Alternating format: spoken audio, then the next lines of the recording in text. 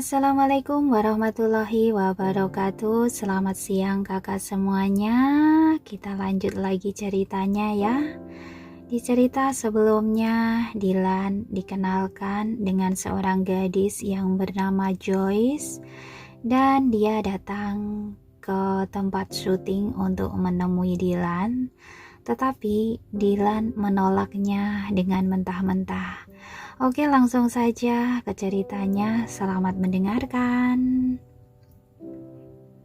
Tepat ketika semua orang mengira bahwa Dilan akan bersikap baik terhadap gadis kecil itu, lalu mereka malah melihat Dilan menarik ujung kemejanya dari tangan Joyce dan mengeluarkan sapu tangan Givenchy dari sakunya. Dia mengusap ujung kemeja yang disentuh oleh Joyce dengan keras sebanyak 2 kali. Kemudian dia langsung melempar sapu tangan itu ke tempat sampah di samping kakinya. Sapu tangan itu setidaknya berharga beberapa ribu dolar dan itu dibuang begitu saja oleh Dilan seperti sampah yang menjijikan. Wajah Joyce langsung memucat, lalu dengan bibir gemetar dia berkata, Dilan, apa maksudmu? Memangnya tangannya ada virus berluka sampai seperti itu?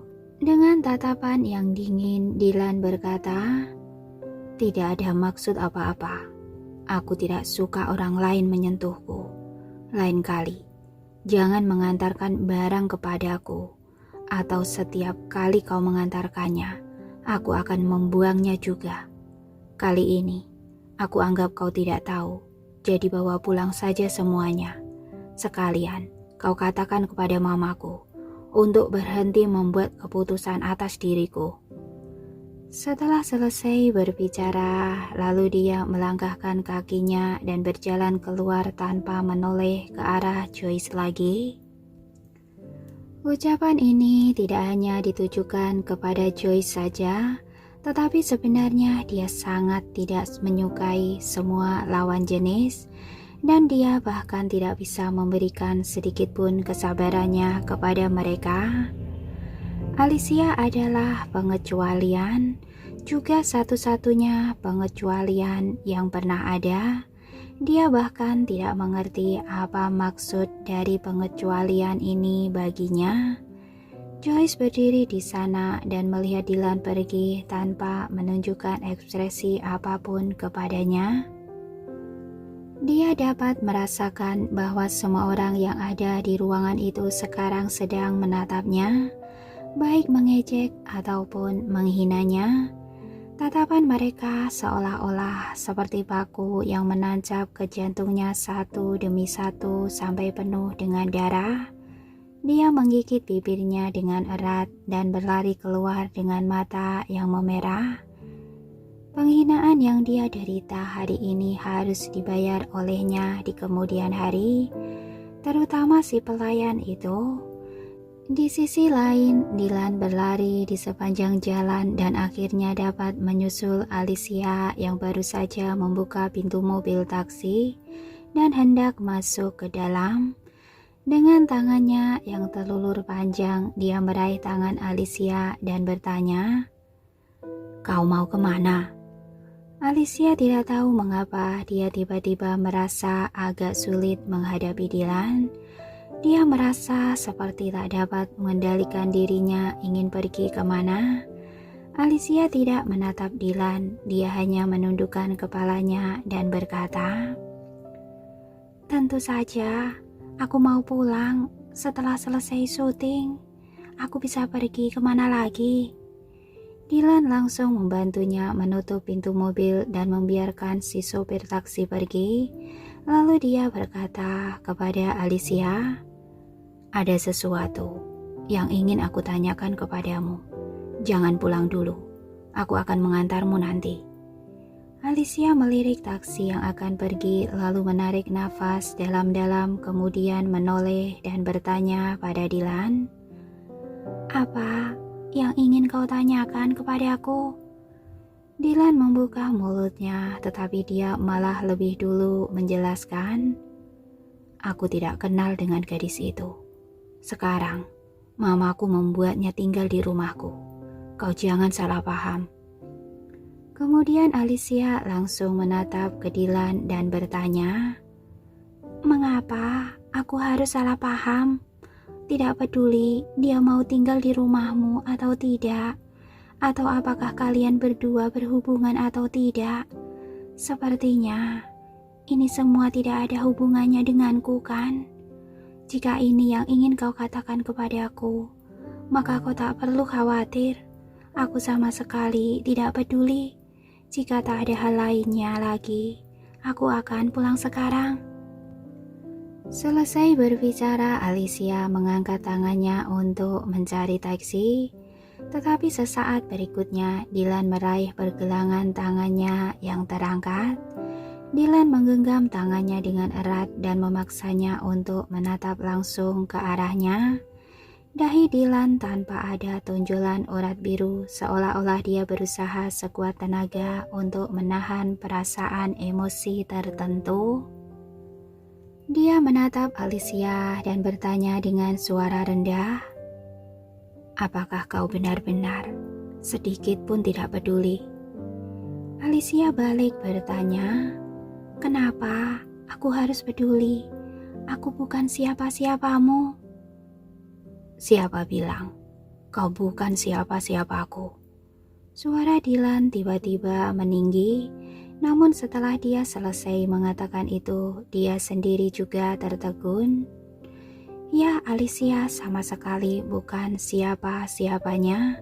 Mengapa dia harus khawatir bahwa Alicia akan salah paham? Alicia juga tercengang dan sambil menelan ludah dia bertanya, "Lalu, siapakah aku bagimu?"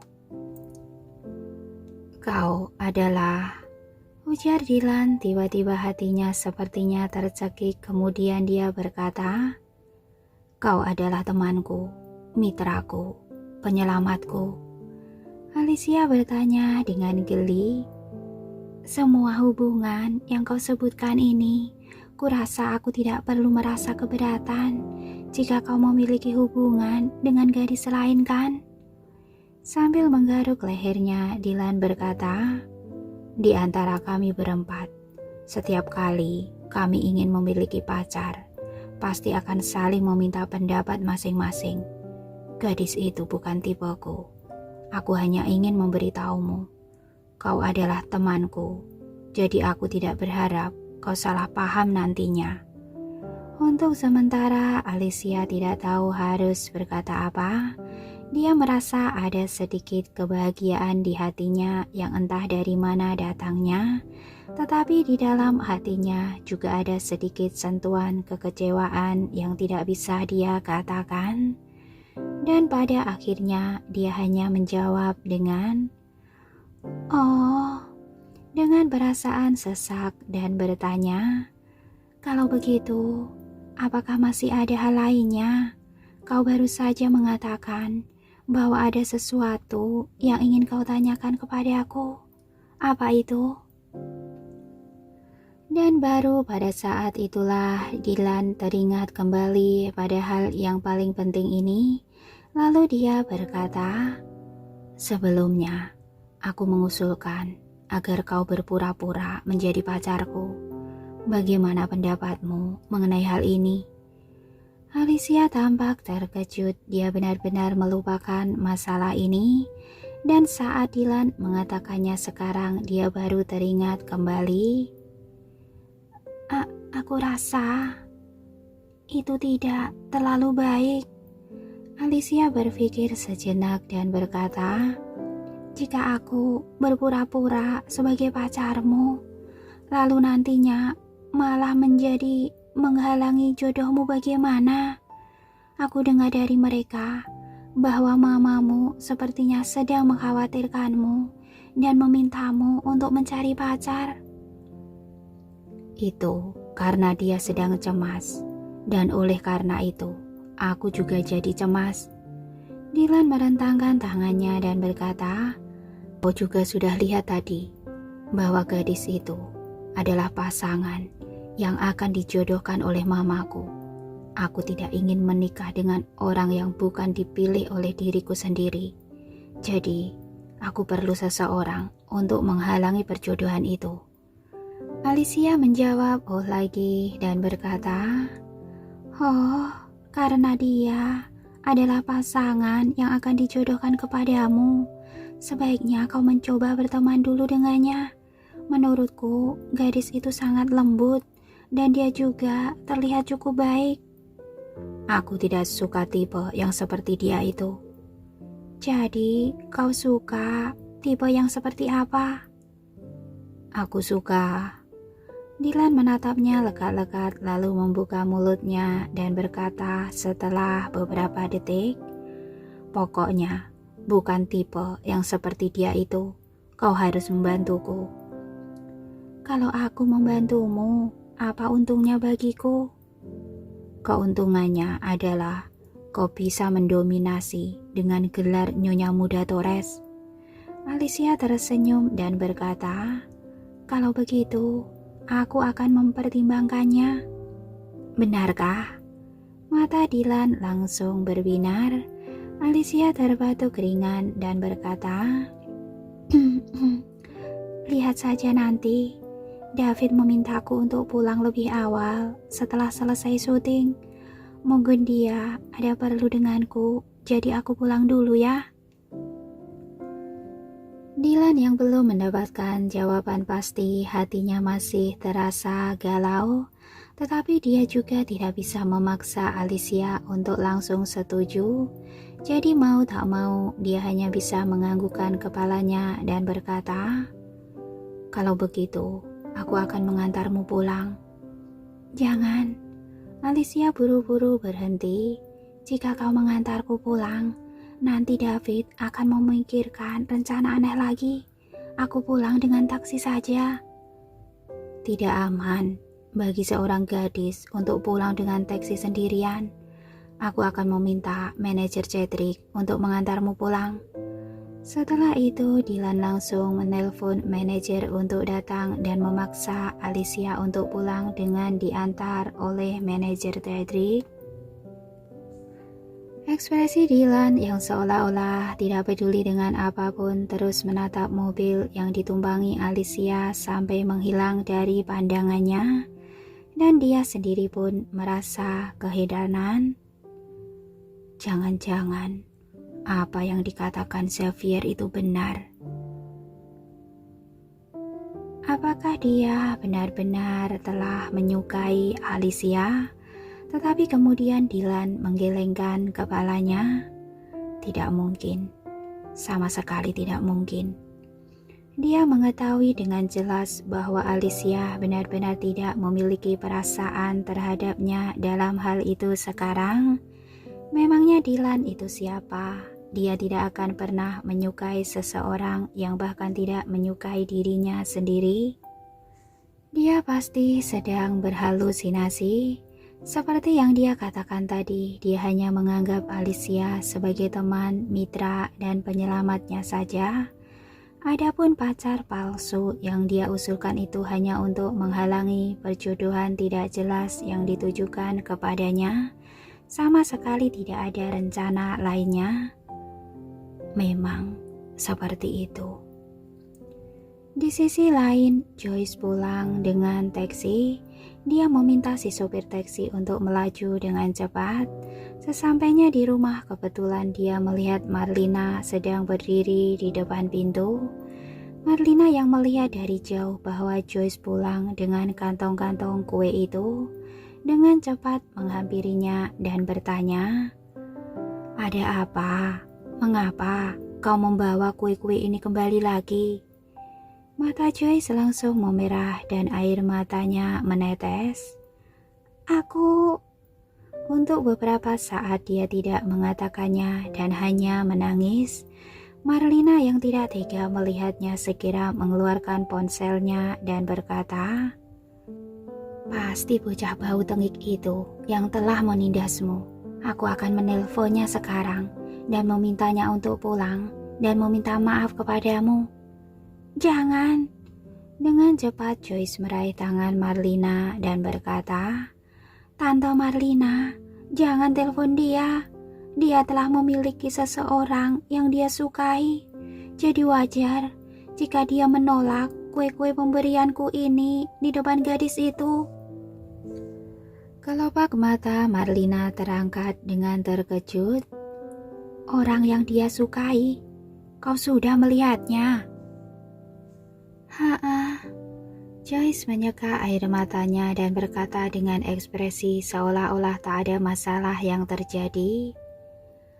Aku tidak tahu sebelumnya, tetapi karena sekarang aku sudah tahu bahwa dia memiliki seseorang yang dia sukai, jadi aku tidak akan mengganggunya lagi. Tante Marlina, aku tahu kau ingin aku jadi menantumu, tetapi mungkin aku belum memiliki jodoh ini.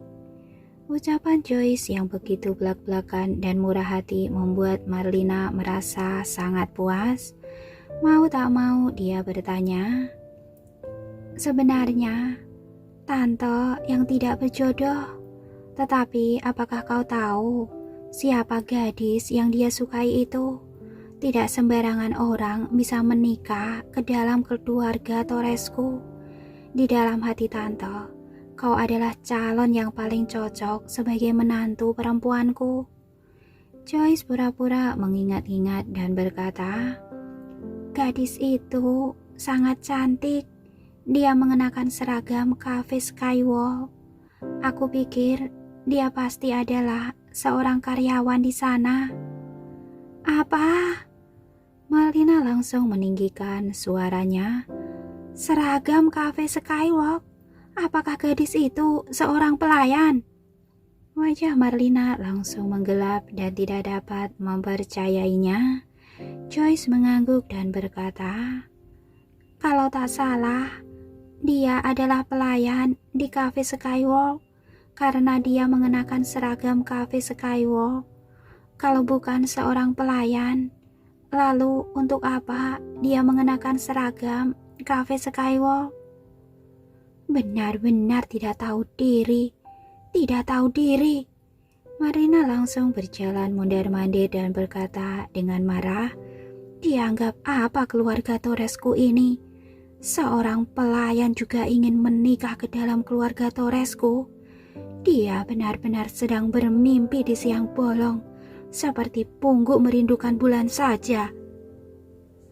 Ketika Joyce melihat Marlina yang begitu marah dan kehilangan sikapnya sebagai seorang nyonya besar Torres, tampak sebuah senyuman yang terukir di sudut mulutnya. Ini adalah hal yang ingin dia lihat. Tanpa persetujuan Marlina, tidak peduli seberapa cantik si pelayan muda itu juga tidak akan ada gunanya, meskipun Dylan begitu menyukainya. Beberapa tahun yang lalu, ketika papanya masih muda dan energik, dia juga memiliki seorang kekasih di luaran. Kekasihnya itu sangat arogan dan sombong di depan mamanya. Tetapi bagaimana akhir kisahnya? Karena latar belakangnya yang sederhana, lalu para tetua di dalam keluarga menekannya dan membuatnya tidak bisa tinggal di Kartago sehingga dengan tak berdaya meninggalkan tempat itu. Ini adalah manfaat dari sebuah status. Seekor burung pipit selamanya akan tetap burung pipit. Meskipun dia terbang ke dahan yang tinggi, dia juga masih tetap seorang burung pipit kecil yang tidak dapat bertahan lama di atas dahan itu. Saat itu si kepala pelayan terburu-buru masuk. Nyonya, dia baru saja akan melapor ke Marlina ketika dia mendongak dan melihat Joyce berdiri di sampingnya. Mau tak mau dia menelan kata-katanya lagi. Lalu dengan bijaksana Joyce berkata, Tante Marlina, sebentar lagi sekolah akan dimulai. Aku kembali ke kamarku dulu untuk membaca-baca. Dia belajar di kelas elit Universitas Kyoto. Kelas elit itu berbeda dari universitas biasa. Ujian akan diadakan setiap bulan. Jika dia tidak berhasil dalam ujian, Kemungkinan besar dia juga tidak mendapatkan ijazah dari Universitas Kyoto. Meskipun harus diakui nilainya cukup bagus, tetapi dengar-dengar kursus dan ujian di kelas elit itu sangat sulit, jadi dia tidak dapat meremehkannya. Tidak, Marlina meraih lengannya dan berkata, "Kau bukan orang luar, tak usah pergi." Karena gadis di pihak Dilan itu adalah seorang pelayan yang tidak selevel dengannya, maka pilihan utama Marlina tetap saja jatuh kepada Joy sebagai nyonya muda Torres di kemudian hari. Marlina mengangkat sedikit dagunya untuk memberi isyarat kepada si pengurus rumah tangga agar langsung berbicara. Melihat Marlina mengisyaratkan seperti itu, lalu si pengurus rumah tangga mau tak mau langsung mengatakannya, "Anda meminta aku untuk memeriksa orang-orang yang berhubungan dengan tuan muda akhir-akhir ini. Aku sudah memeriksanya dan ini fotonya." Si kepala pelayan menyerahkan foto itu. Marlina sudah pernah melihat begitu banyak wanita cantik sehingga tak terhitung jumlahnya. Jadi dia mengambil foto itu dan melihatnya dengan santai. Seorang pelayan kafe yang cantik bisa secantik apa? Tetapi sesaat berikutnya mata Marlina melebar.